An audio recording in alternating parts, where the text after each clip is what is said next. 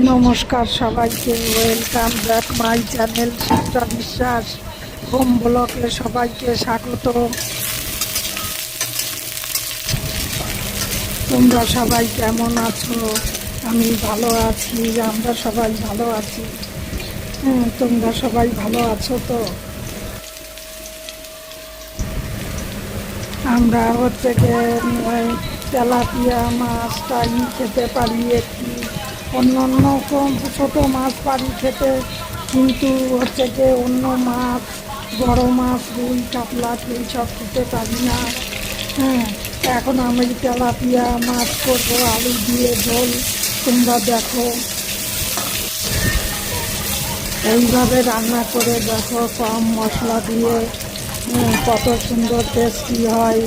শুধু মশলা দিলেই টেস্ট হয় না, ভালো করে কষিয়ে কষিয়ে